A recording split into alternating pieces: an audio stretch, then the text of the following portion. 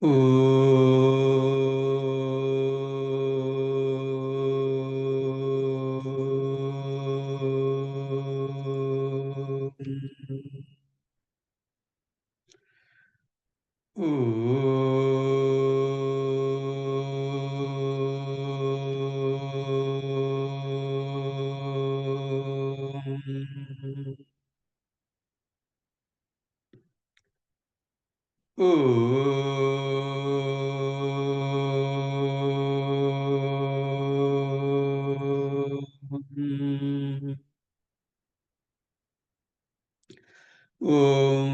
Shri Ganeshaya Namaha.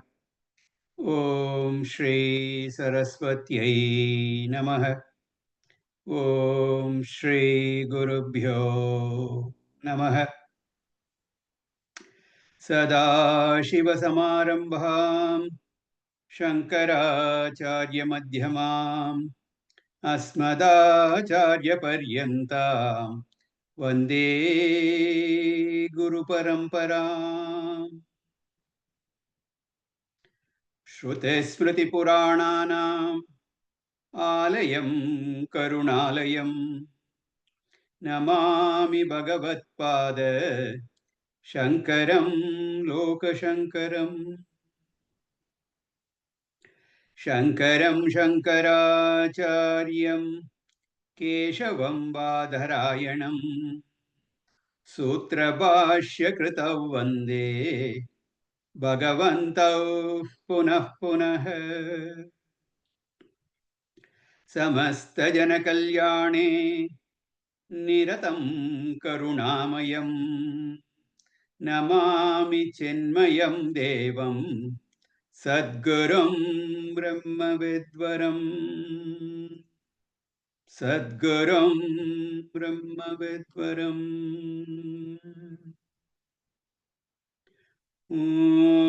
Sahana Bhavatu Sahanau Bhunaktu Sahaviryam Karavavahai Tejasvinavaditamastu Mavid Vishavahai.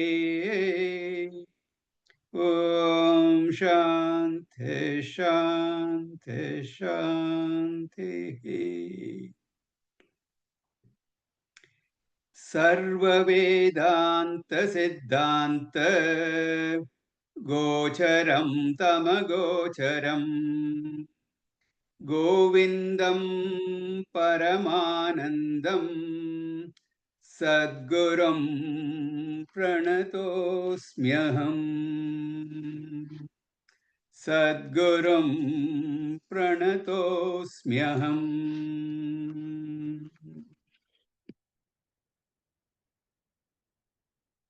Hari Om. Let us read the verses we had seen last class. Verses 61, 62, and 63.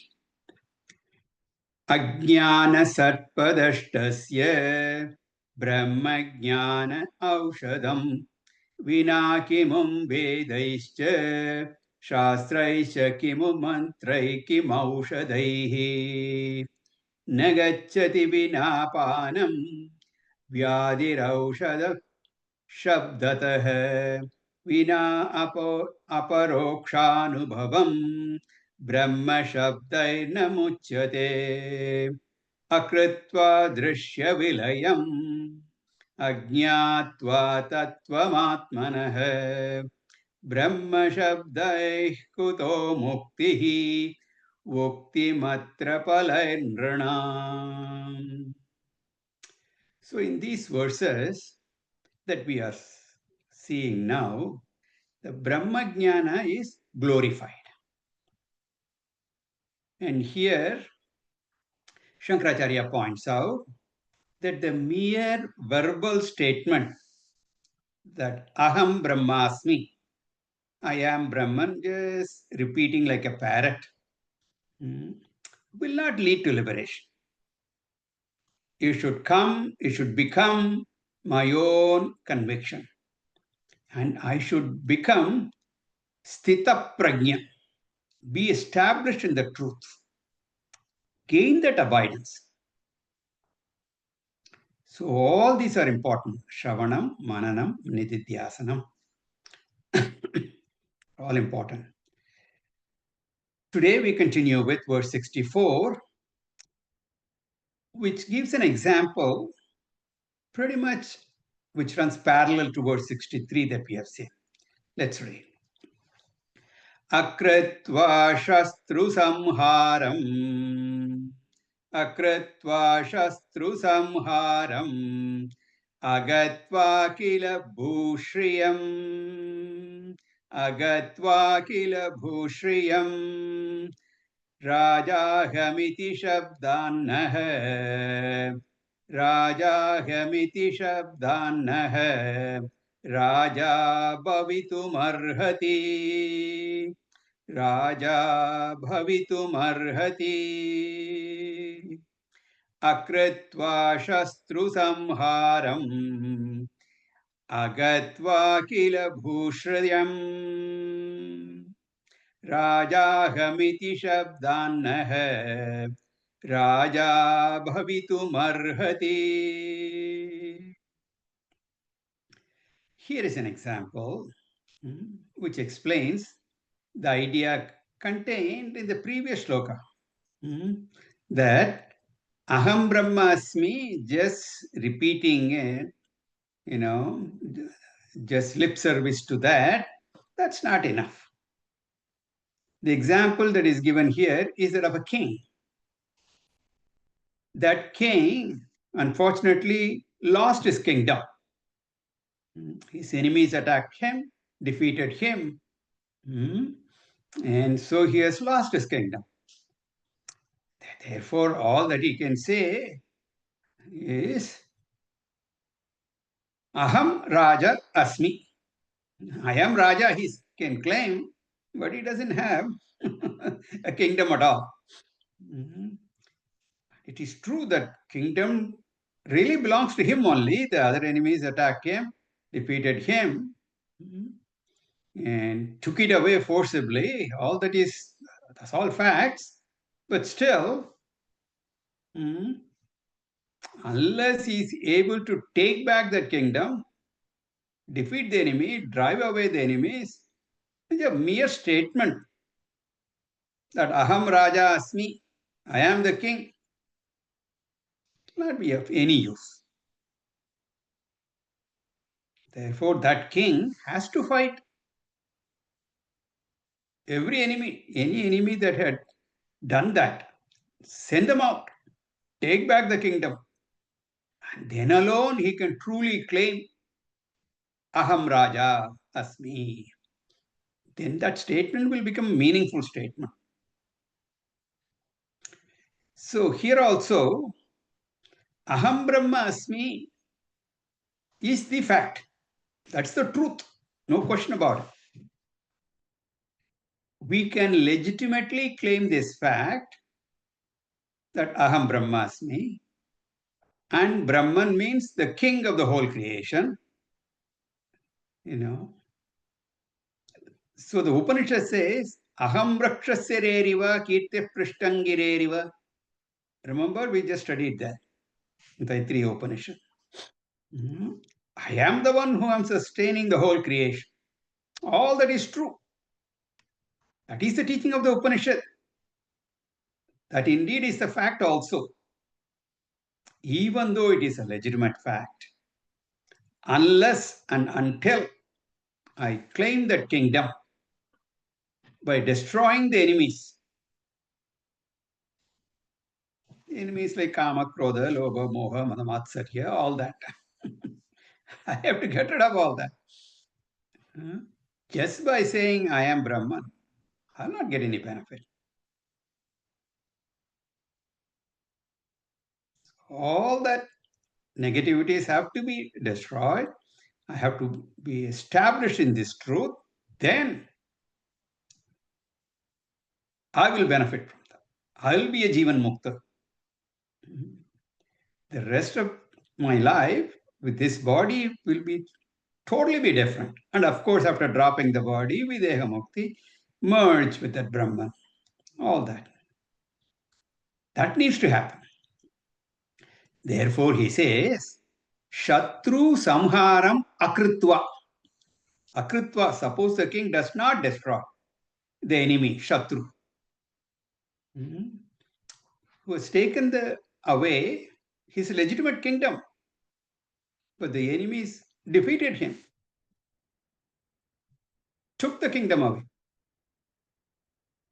But suppose he does not destroy the enemies who have usurped his kingdom. Akhila bhushriyam agatva. Suppose he does not get the entire kingdom as well as its wealth and all that. Suppose the king does not destroy the enemies. Suppose the king does not get back, acquire back Akhila all land, kingdom, as well as Shriyam, all the wealth. Without doing these two jobs, he goes on telling, Aham Raja Asmi, I am the king, kingdom belongs to me, but they have taken it from me. He goes on telling everyone. Where is he? Hiding in the forest, not having enough to eat, surviving on fruits and roots, and whatever is lying on the ground, suffering all kinds of insect bites,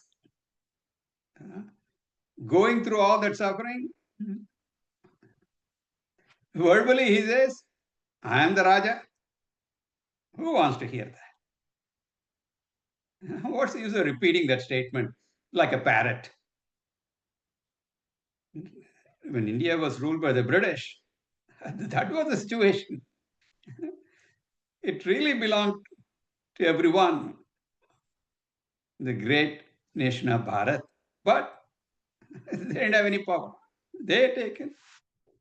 They were ruling. They were dictating everything. They took away all the wealth. Still, we have not gotten back. Unless and until we do that, what's the point in claiming I am the Raja? Raja bhavitum na arhati. Not become a king at all. It's only a fanciful imagination. That's all to it. Therefore, to enjoy the glory of royalty,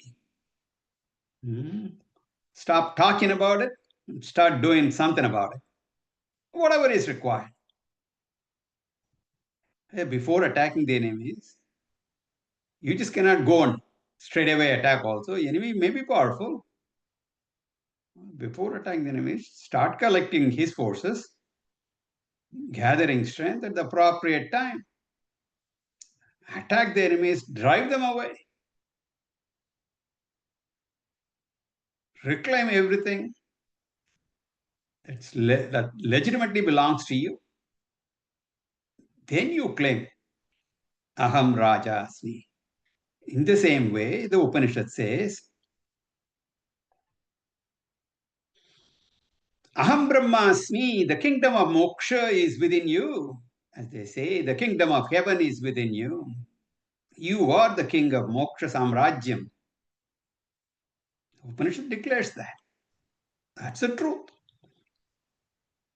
And I also go on saying, Aham nityamuktosmi, nityamuktosmi, nityamuktosmi. I am ever liberated. I am free, free, free. At the same time, crying. Stop it. Stop talking, start acting. Bhashyakara here does not say what action should be done. What should we do? We have to destroy the enemies. And here the enemy is Ajnana Shatru. I said Kama, Krodha, Lobha, Maha, Matsarya and all that. Yes, that is all enemies also. But there is something more subtler than that. The Mula Karanam, that Shatru is Ajnana, ignorance. And to destroy that, I have to become real strong. Gather all the forces. What are the forces? You know, we covered that. Viveka, Vairagya, Shama, Dama, Uparama, Titiksha, Shraddha, Samadhanam, Mumukshutvam. And with all that, Guru Sadhanam, approach a Guru, Shastram, learn the Shastras. These are the forces. These would be the commanders for our army. Get all that. And if you fight without building up these forces, you will be beaten again. Whatever needs to be, you need to get. I dare say, if nuclear bomb is needed, get it. Even if you don't use it, that would be a threat, defensive threat. Whatever it needs to be. I have to attack the enemy. Not only the Ajnana enemy, there is samshaya also. Doubts will be there. Lack of conviction. I don't know what the scriptures say. Through Shravanam, I get that removes ignorance, but then I have doubts. That also has to be removed. I remove that through manana.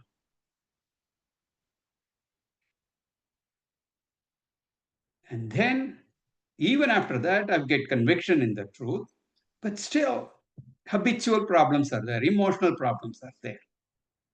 That's what I was talking about: kama, krodha, lobha, moha, anger, depression, jealousy, etc. And that is all because of viparyaya, erroneous notions about vasanas.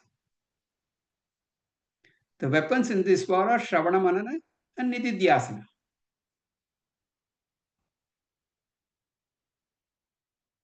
Army consists of Viveka Vairagya, Samadhi Shakti Sampatti.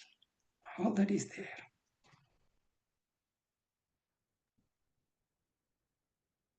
Deploy all that. Fight this battle, win the war.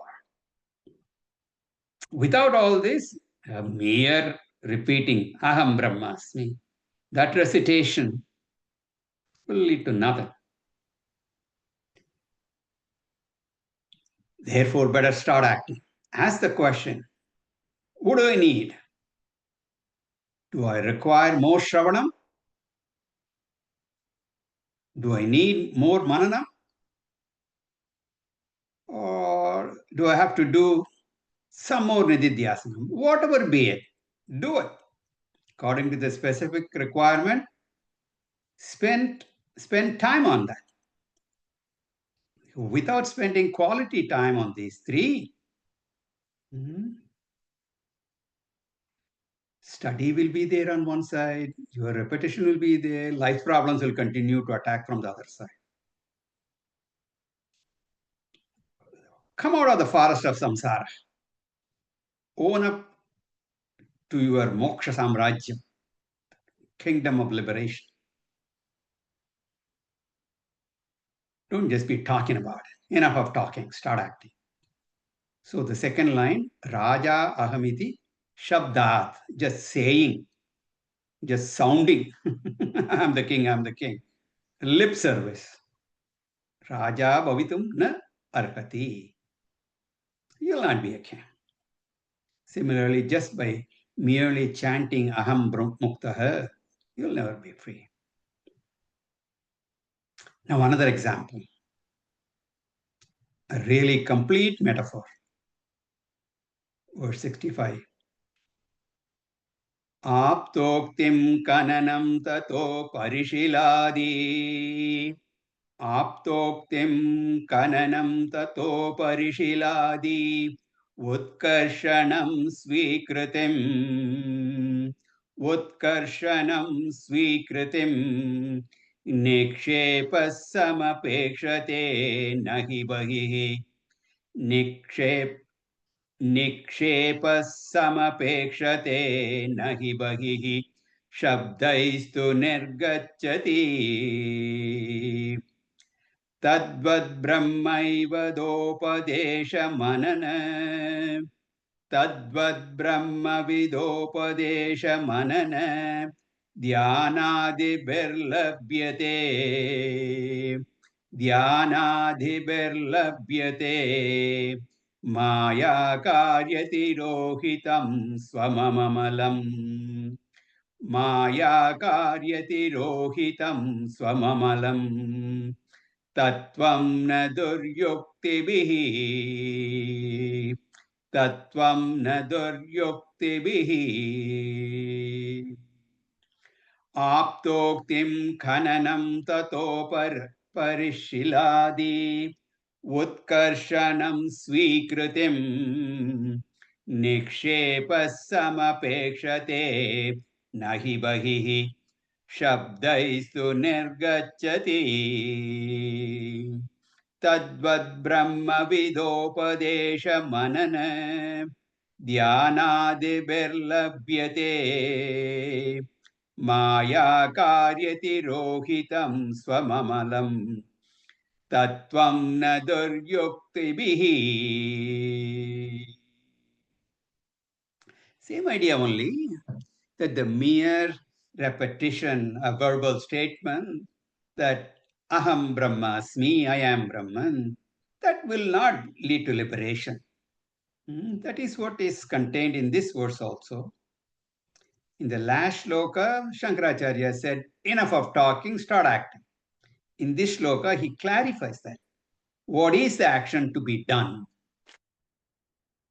What action do you need to take? Now, the action we have already seen before. I mentioned that first we have to prepare the mind. And second, we have to gain jnanam, the knowledge. So first we have to go through karma yoga. Then we have to go through jnana yoga.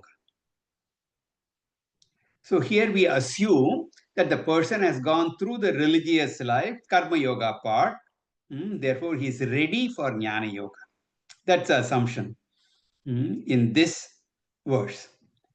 So the next stage is jnana yoga, which consists of shravanam, mananam, and nididhyasana. Therefore, he prescribes this threefold action, sadhana, in this particular shloka. To convey this idea, a beautiful example is given. Very nice example. A comprehensive example. There is a poor man who only has a small piece of land and he does not even have enough food to eat. He does not have the resources to till the land, nor does he have any energy. Therefore, his friend comes and tells him, "You're not poor. Huh? You're not poor at all. In fact, you're really rich. Yeah. Under the land that you own, there is a huge treasure worth millions." Yeah. This friend of yours has been a neighbor for a long time. The family has been neighbors. And that friend tells you, my parents have told me, my grandfather told me that your grandfather was a rich man. And in those days, when you didn't have banks and this, and where you can keep all your treasures safely tucked away somewhere in a vault, they didn't have all that. What they used to do is they put typically gold, gems, and whatnot, whatever is valuable. They used to put it in a vessel and then dig a deep hole in the land that they have, put it in there, cover it. And then they tell their children, at a later date, when I'm dead and gone, if you want you can go dig it up. Sometimes it happens these days also. Sometimes people have all their investments here, this, there, but they don't tell the children. A lot of them remain unclaimed. And then that is turned over to the state, all that. We're not talking about that. But here the example is that this person who is suffering in poverty actually has all this wealth, but it is buried in his land. He didn't know about it. Somehow his parents or grandparents didn't tell him about it. So he has no knowledge of it. But the neighbor, he knew about it. So he comes and says, you don't have to suffer. And based on that, he also has, that friend is trustworthy. So he believes. And based on that, if he starts saying, I'm rich, I'm rich, I'm rich, will his poverty go away? No, he has to do something. What should he do? So he says, first you should start khananam. He has to dig the ground. Get a crowbar. Wherever that treasure is hidden. And his friend also gave him some clues. This is about where it is, from what I've heard. So go there, dig it up.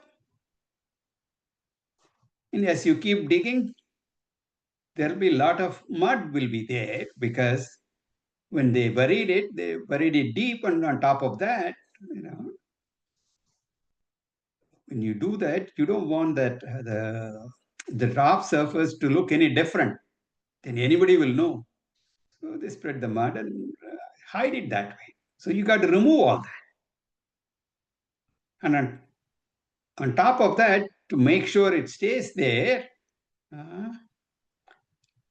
because whatever the gems and gold and everything, if just dirt falls on it, again, it might affect all that. So they put a big old rock on top of the vessel, cover it nicely, seal it nicely, and then put the dirt. So after removing the dirt, the mud, etc., you got to remove that rock also. Once he does all that, he can lay his hands on the treasure. Then and then alone, he can enjoy the richness. Therefore, Shankaracharya says, 3 stages are required to change that poor man into a rich man. The first stage is somebody has to come and tell him that the treasure is buried underneath the land he owns. And that person should be a trustworthy person. So he should convince this fellow. So this is what is indicated by the word aptoktihi. Apta vachanam, statement of a reliable person whose words you can trust. He's not pulling a fast one on you. What he says is true. You have to have that faith in that person. Then I now know, and he has told, listen to him, and he has said that there is a treasure.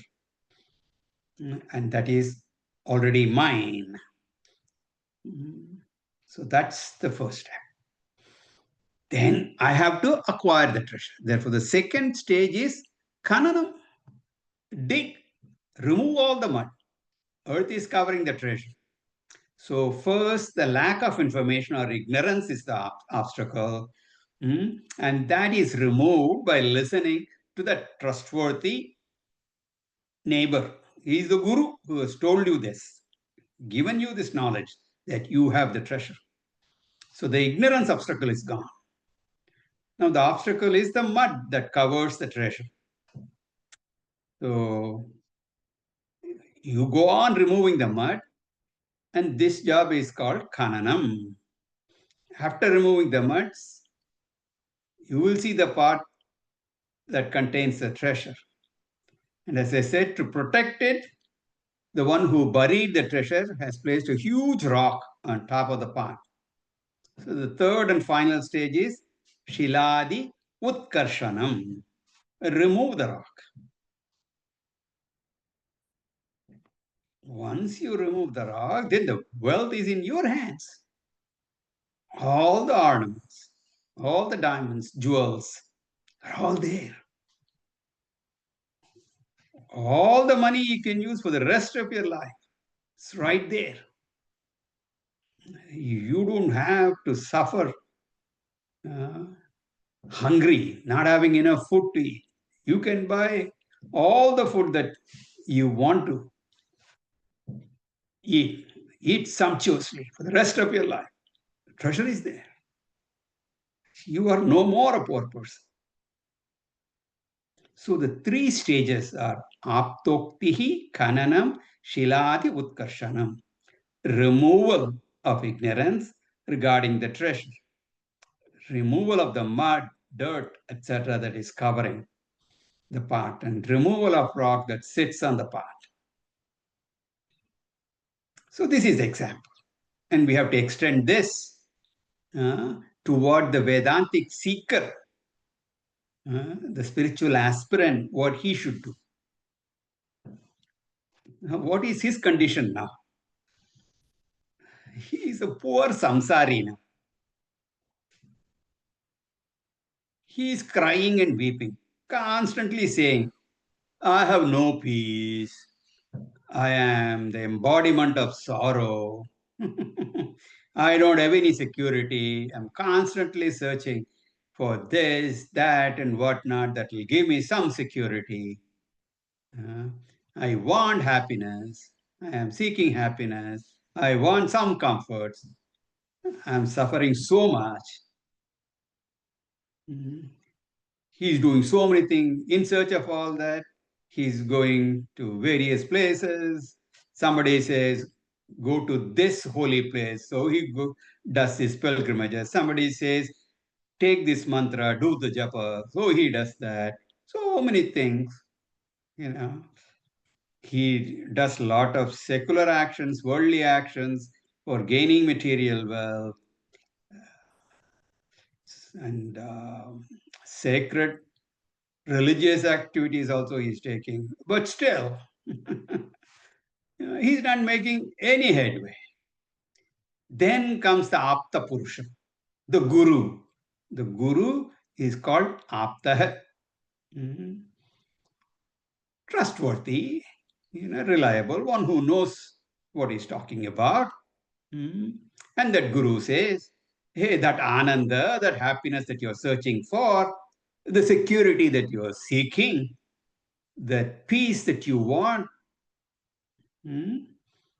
all that is Brahman, that Satchit Ananda Brahman, that is what it is. That Brahman is the peace. The source of peace, Ananda, security is not elsewhere. And that Brahman you are, that is in yourself. Just as the treasure is in your own land, that Brahman is in you. You are that. Tattvamasi. The Guru gives that Upadesha.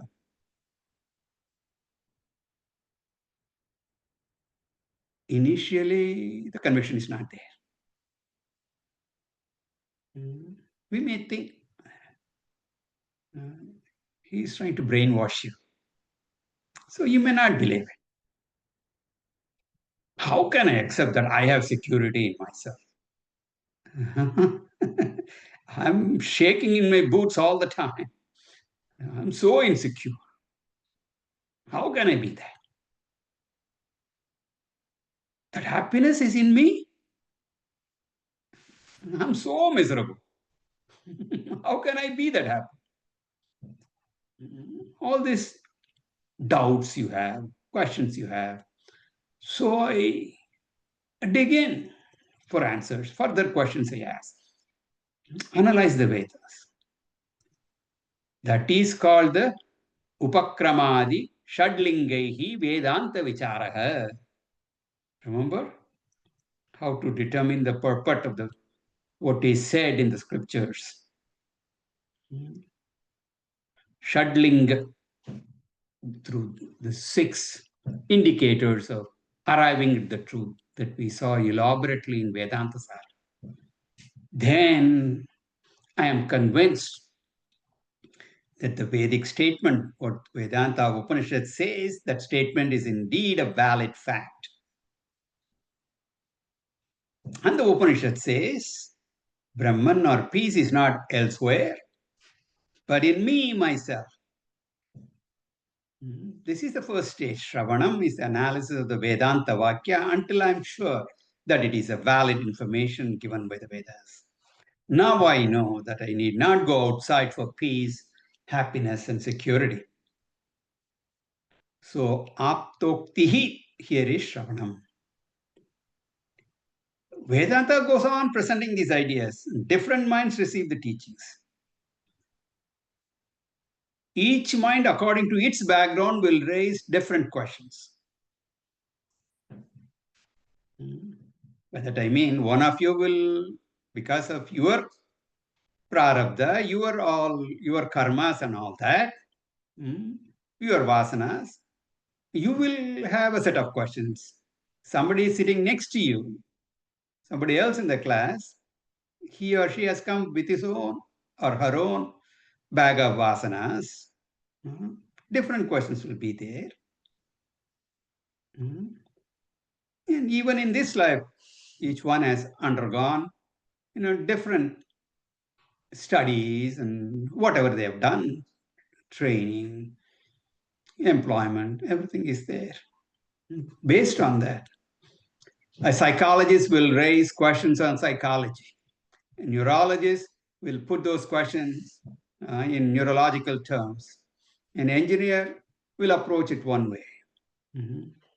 A doctor will look at it a different way. A logical person will raise logical questions.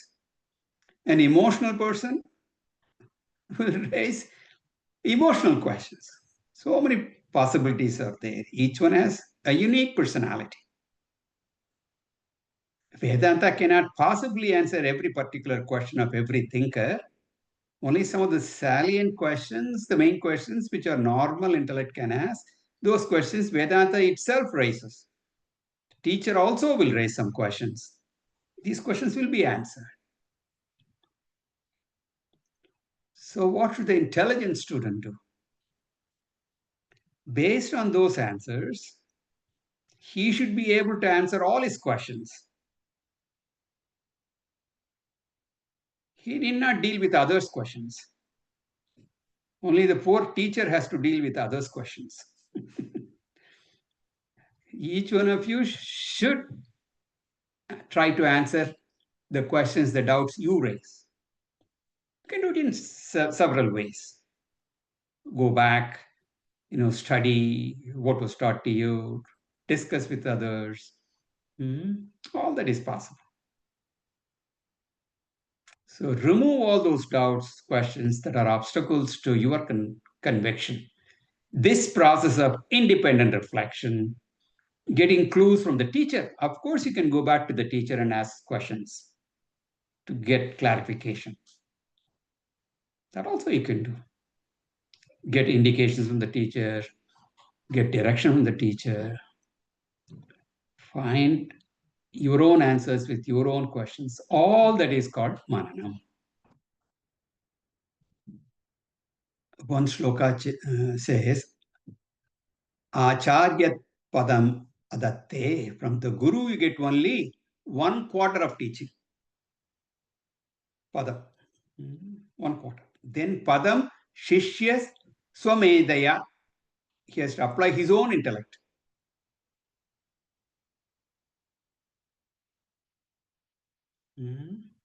That is another 25%.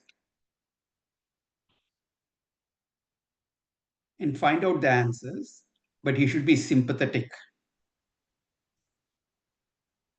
the Upanishad. By that I mean, you should have Shraddha. Okay? Thinking should not be to negate what the Upanishad says.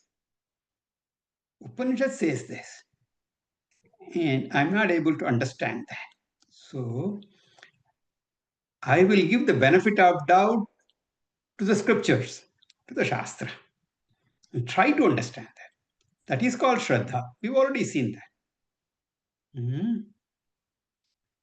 This kind of attitude is called Shruti Sammata Tarka. When you have these difficulties, the intellect is not satisfied. And intellect has to be satisfied by logic. But that logic should be consistent with the Shruti. It should not become Kutarka. It should be consistent. That is what is called Shruti Sammata Tarka. Logic that is consistent with what is said in the Shastra. So this Khananam, the second stage, is called Mananam. By which you answer all the questions, all the doubts, and they are removed. Then comes the final stage, where all our habitual notions that I'm a samsari, I am bound, I cannot be muktaha, I cannot be liberated, I cannot be free. Even if I have to be liberated, this is not going to happen in this life. How many times we have heard that? One time or other, every one of you will say that. All that you are saying sounds good. I agree. I don't think I can do it in this janma. How many times have I heard? That is also there. I'm sure I have to take so many janmas. And the Shastra says this happens. And we've seen right here in Vivek Juramani, early on, Shatakoti Janma, 1 billion births. Bhagwan himself has said, I don't think I've taken so many, so I have a long way to go. All kinds of logic he will come up with. Yeah, it's not going to happen. So, like that, you have doubts. I tell you, you saying that anger, jealousy, raga, dvesha, all that have to be removed. I tell you, I have a long list of enemies. How am I going to, get over all that? So they are all Shiladi Utkarshana, solid rocks that are sitting on top of that vessel. That has to be removed. That is weighing heavily on my shoulders. All this are there, habitual, Janma Janmandra vasanas. And that is removed by that Viparita Bhavana. I mentioned it several times. Viparita Bhavana has to be removed by Nididhyasanam, Vedantic meditation. So this is called action. This is the action you have to take. Shravanam, Mananam, Nididhyasanam. Aptoktihi, Khananam, and Shiladi Utkarshanam. So mere verbalization is not enough. Just like any playback device, which is able to play back the music or the stotra. Not enough. You have to do all this. Give quality to time to each of the steps. Then and then alone, you can own up that treasure of Atma Samrajyam, your own kingdom. So this is the idea in this shloka. Now look at the words. The example is in the first two lines. So Nikshepaha, the treasure, Shamapekshate requires three things for owning up. First, Aptoktim, a trustworthy, reliable, dependable person, has to come and tell me that there is a treasure. Then the next stage is Khananam. Do not go on listening. Do not go on attending classes alone. Attending classes is important. That is only Aptoktim, Shravanam. Then I should ask myself, am I convinced? Any questions or doubt? I should get answers. This has to be done. This is called Mananam in Vedanta. I should dig into what I heard in Shravana. The third stage is Tata Upari Shiladi Utkarshanam. Remove the solid rock covering the treasure. Finally, Svikritim, own up the treasure. The first three are sadhanas, and then the sadhyam is accomplished. Without doing these three tasks, suppose a person does only I have a treasure, I have a treasure, I have a treasure, japa. He will never get the treasure. Therefore, he says, Shabdaihi tu bahihi nahi nirgachati. By the mere verbalization, these treasures will never come out into his hands. So you need all these three actions. So this is the example. Similarly, Aham Brahma Asmi Japa will not give you moksha, that liberation, that freedom you are seeking. So now extend this to the original thought, Tadvat. Similarly, Brahmavida Upadesha Manana Dhyanadibihi, by the threefold pursuit of Guru Upadesha, Ashravana, listening, Mananam, reflection, and Dhyanadi, meditation, etc. Nididhyasanam. Tattvam labhyate. The reality or the peace or ananda is gained. Why does he add adi to dhyana? Here adi refers to samadhi, deep involvement, absorption. Therefore, you should never say, I do not have time for nididhyasanam. The word adi emphasizes that absorption is necessary. Deep involvement is very important. Shankaracharya will discuss the importance of nididhyasanam later. This is only an introduction. He devotes more than 100 verses in connection with nididhyasana and samadhi. Otherwise, this knowledge will be just an academic knowledge. Verbal knowledge will not give any benefit. Vivekacu is a unique work for nididhyasana. Most other works emphasize shravanam. A few emphasize mananam. Most of the texts we have studied shravanam only. And a few rare texts, like Advaita Makaranda, you may recall, I said it's primarily a manana text. And Gaudapadacharya, Karika, Mandukya Karika, another great manana, Saddarshanam. Few of them we've studied. Now, Vivekacu focuses on Nididhyasana. We'll get to that. Prior to that, the groundwork is being laid. So just as the treasure is your own, beneath your own, the land that you own, similarly, Brahmananda is Swam, your own. Amalam, free from all impurities like Raga, Dvesha, Kama, Krodha, Dukkham, Punyam, Papam. All these impurities are not there. The case of the treasure, it is covered by mud and rock.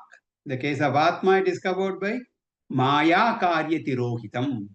Maya means avidya, ignorance. Not only ignorance, three layers we said, did we not? In addition to avidya, we see its karyam, products. One is samshaya, doubt. The other is viparyaya, habitual false notion. The stirohitam, concealed, covered, hidden by ignorance, doubts, and habitual erroneous notions. Or habitual dehabhimana. All that have to be removed at the mental level. Then the hidden Brahmananda, the hidden security, the hidden fullness, all of them labhyate, can be accomplished by the threefold pursuit of Shravanam, Mananam, Dhyanadi, na Duryuktibihi, not by dry reason, mere logic, not backed by Shastra, will not accomplish this desired goal. Science, which employs only logic, will not succeed in the spiritual field. Om Purnamadah Purnamidam Purnat Purnamudachyate Purnasya Purnamadaya Purnamevavashishyate. Om Shanti Shanti Shanti. Harihi Om. Shri Gurubhyo Namaha. Harihi Om.